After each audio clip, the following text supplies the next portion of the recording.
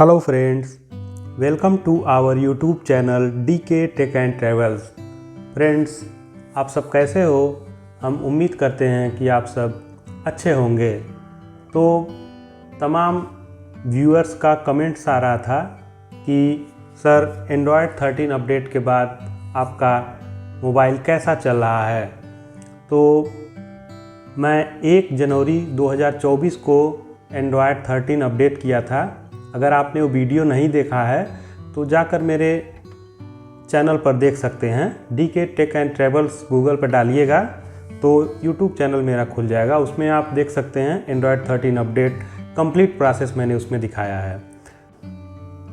तो तमाम व्यूअर्स हमारे चैनल पर कमेंट्स करके पूछ रहे थे कि सर एंड्रॉयड 13 अपडेट करने के बाद आपका मोबाइल कैसा चल रहा है। इट मीन्स उसका बैटरी बैकअप कैसा है, उसका चार्जिंग कैसा है, फास्ट या स्लो हुआ है, कैमरा क्वालिटी और सॉफ्टवेयर परफॉर्मेंस कैसी है।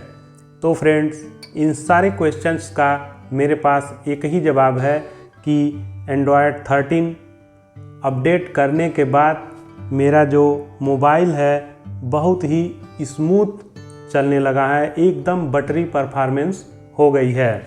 तो अब आप बेशक डाउनलोड कर सकते हैं और अपना सॉफ्टवेयर अपडेट कर सकते हैं। कुछ व्यूअर्स का कमेंट्स आया था कि सर एंड्रॉयड 13 अपडेट नहीं हो रहा है, बीच में जाकर रुक जा रहा है। तो उनके लिए मेरा ये कहना है कि आप अपने फ़ोन को किसी हाई स्पीड वाईफाई, ब्रॉडबैंड या फिर किसी हाई स्पीड कनेक्शन से डाउनलोड करें। आपका एंड्रॉयड 13 अपडेट हो जाएगा। चूँकि उसकी अपडेट 1 GB से ज़्यादा थी, अपडेट साइज़, सॉफ्टवेयर साइज़, तो उसको अपडेट करने में समय लग सकता है। तो ये तो हो गई आपकी स्पीड की। अब एक व्यूअर्स ने मेरे को कमेंट्स किया, सर मेरा बैटरी बैकअप बहुत ही पुअर हो गया है एंड्रॉयड 13 अपडेट करने के बाद।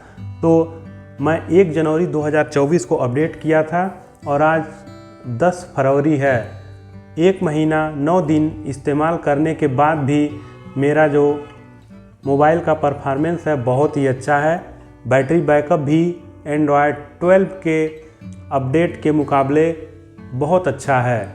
मैं बैटरी बैकअप का सेपरेट से एक वीडियो बना दूंगा, तो आप लोग उसको देख लीजिएगा कि एग्जैक्ट टाइम कितना ले रहा है बैटरी चार्जिंग में और उसका टोटल लॉस कब तक कितना हो रहा है, मतलब बैटरी बैकअप कितना है और exact time of battery backup and exact time of battery charging. तो आप जो लोग भी वेट कर रहे हैं कि इसकी परफॉर्मेंस कैसी है, वो एंड्रॉयड 13 को बेशक बेहिचक डाउनलोड कर सकते हैं। इसके अलावा एक व्यूअर्स ने कमेंट किया था, सर सिस्टम ऑप्टिमाइजेशन कैसा है। तो आप सामने देख सकते हैं बहुत ही बेहतरीन सिस्टम ऑप्टिमाइजेशन है। डिस्प्ले की क्वालिटी भी अच्छी है, वो तो पहले से है, लेकिन जो सॉफ्टवेयर ऑप्टिमाइजेशन है वो काफ़ी अच्छा हो गया है। एंड्रॉयड 13 में अपडेट के बाद एक जो चीज़ मुझे सबसे अच्छी लगी वो ये है कि ये जो रिसेंट आइटम का मेनू आता था, यहाँ से नीचे से आप थोड़ा सा ऐसे करेंगे तो ये आ जाएगा। ये रिसेंट आइटम का मेनू पहले एकदम लास्ट में आता था यहाँ पर, लेकिन देखिए अब यहाँ भी है और यहाँ नीचे दोनों जगह पर ये आ गया है। इसको देख सकते हैं आप। पहले सिर्फ इधर आता था, इस साइड में लेफ्ट, सेंटर में लेफ्ट साइड में, बट अब ये डाउन भी हो गया है।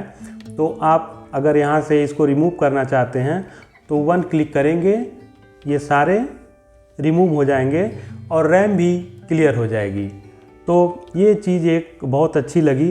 दूसरी, ये जो बैक बटन वाला इशू था वो अभी इसमें अपडेट में नहीं आया है, बट ये जो आप ऐसे करके बैक करते हैं वो चीज़ मुझे काफ़ी अच्छी लगती है और मैं उसका हैबिचुअल हो चुका हूँ। तो उम्मीद करता हूँ कि आप भी हैबिचुअल हो गए होंगे। अगर मोर देन 15 डेज आपने उसका इस्तेमाल किया होगा। ये आप देख सकते हैं अबाउट फ़ोन, और इसका जो एंड्रॉयड वर्जन 13, एंड्रॉयड 13 1 जनवरी 2024 को मैंने अपडेट किया था।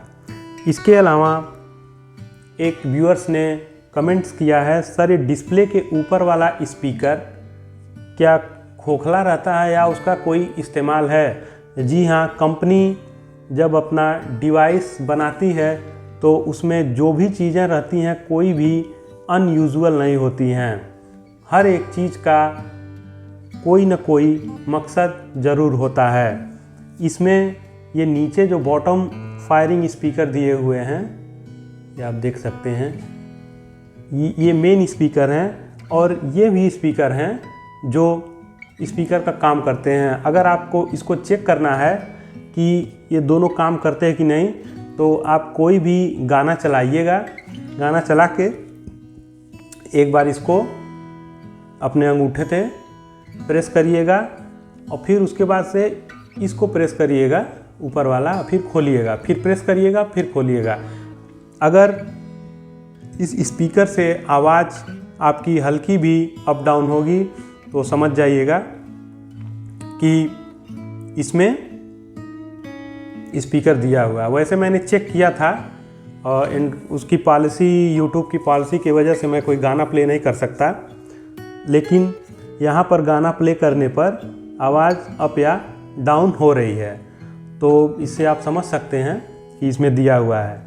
इसके अलावा एक व्यूअर ने कमेंट्स किया था कि एक्चुअली मैं आज जो तमाम इसमें प्रॉब्लम्स हैं उसके सॉल्यूशन की भी बात करता जा रहा हूँ, क्योंकि लोग पूछते हैं मेरे को, सर ऐसा है वैसा है, तो जितनी भी पॉसिबिलिटी हो सकती हैं मैं उनका सबका सॉल्यूशन करने की कोशिश करूँगा।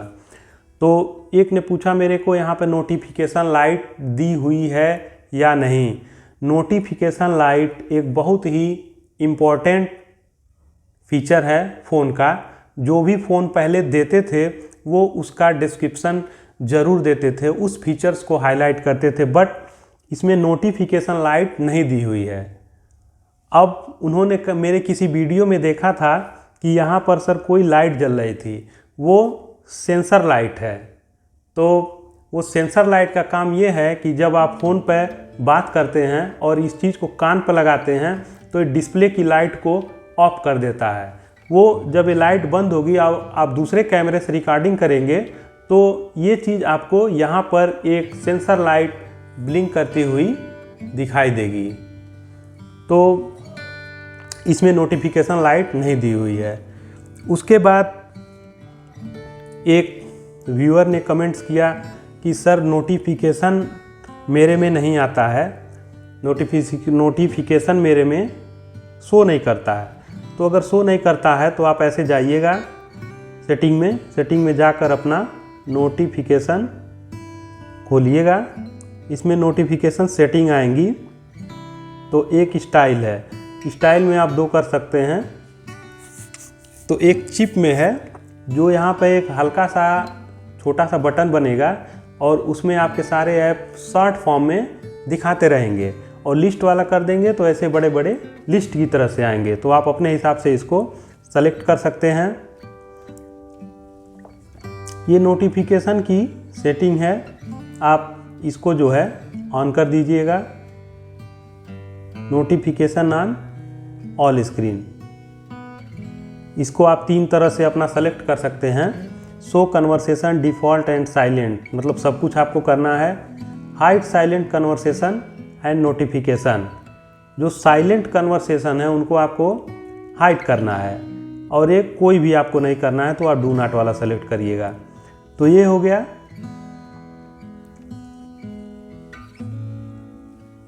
और आप ऐसे